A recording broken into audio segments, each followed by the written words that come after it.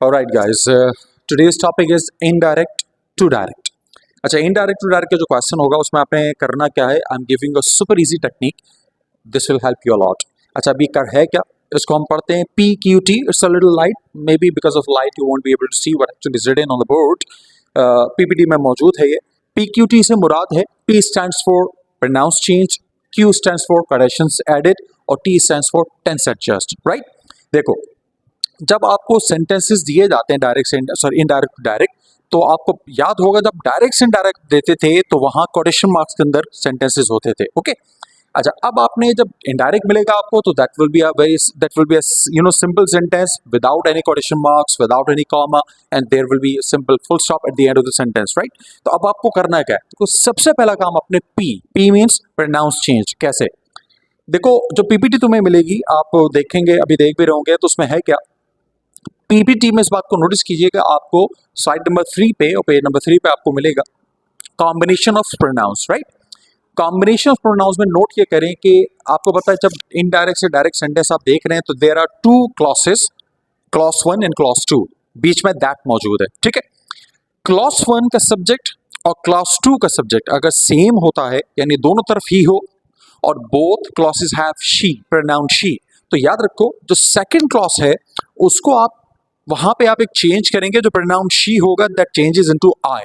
यानी आसान लफ्जों में टेक्निक ये है कि जब दोनों क्लॉसेस में आपको सेम प्रोनाउन मिलेगा, ही और शी, एंड दैट वे आपको जो सेकंड क्लॉज का प्रोनाउन होगा that will change into I.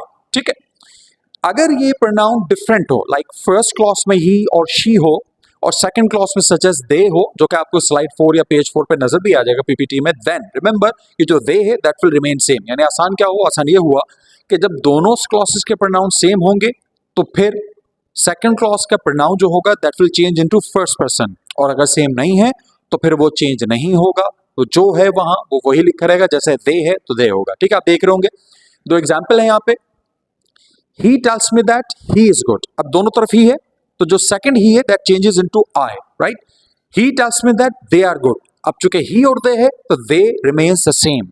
ये हो गई technique number 1, pronouns change. Technique number 2 is कि आप कोटेशन मार्क्स को ऐड करेंगे जैसे वो डायरेक्ट में होता था. आप देख भी होंगे पीपीटी में, क्या कोटेशन मार्क्स कैसे ऐड होंगे? दैट ड्रॉप होगा, जो ड्रॉप हुआ तो वहां कॉमा ऐड होगा जैसे कि आप करते थे. ठीक है ना, और उसके ये पीपीटी सामने रख के वीडियो देखिएगा प्लीज. ठीक है, और उसके बाद व्हाट यू विल सी के साथ साथ आपको आखिर में जो फुल स्टॉप है जो भी वो तो रहेगा, लेकिन कोटेशन मार्क्स को ऐड करना है सेकंड क्लॉज में. ठीक है, अच्छा, तीसरी चीज़ जो होती है वो होती है टेंस एडजस्टमेंट. उससे मुराद क्या है? जब हम डायरेक्ट से इनडायरेक्ट बनाते हैं तो डायरेक्ट में जो टेंस होता है वो चेंज होता है, जबकि हमारा रिपोर्टिंग वर्ब पास्ट में हो. जैसे सेड होता है तो हम आगे वाले रिपोर्ट स्पीच का जो पार्ट होता है वहाँ पे इज को वॉज कर देते हैं, प्ले को प्लेड कर देते हैं वगैरह.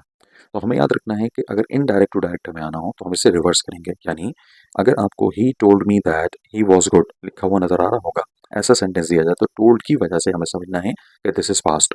What we are going to do is कि हम अगले हिस्से में जो कि रिपोर्टेड स्पीच कहलाता है वहाँ पे टेंस को रिवर्स करेंगे. अगर पास्ट परफेक्ट हुआ तो पास्ट कर देंगे, अगर पास्ट हुआ तो प्रेजेंट कर देंगे. देखें, he told me that he was good, हम सबसे पहले क्या करें? टोल्ड को हमने सेड टू किया, जैसे कि वहाँ पर टेल्स को सेज टू किया था.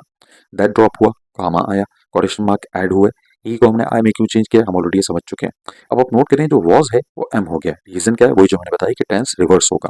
अच्छा, रिवर्स कैसे होगा इसको आसान समझ लें कि अगर टोल्ड लिखा हो, याद रहे हम इनडायरेक्ट टू डायरेक्ट की बात करें, अगर टोल्ड मौजूद हो तो टोल्ड की वजह से आप करेंगे क्या कि जो अगला स्पीच होगा यानी जो रिपोर्ट स्पीच होगा उसमें पास्ट परफेक्ट को पास्ट कर दीजिएगा और पास्ट को प्रेजेंट कर दीजिएगा. तो these are the simple rules, याद रखें PQT, इससे आपको समझने में आसानी होगी. ठीक है,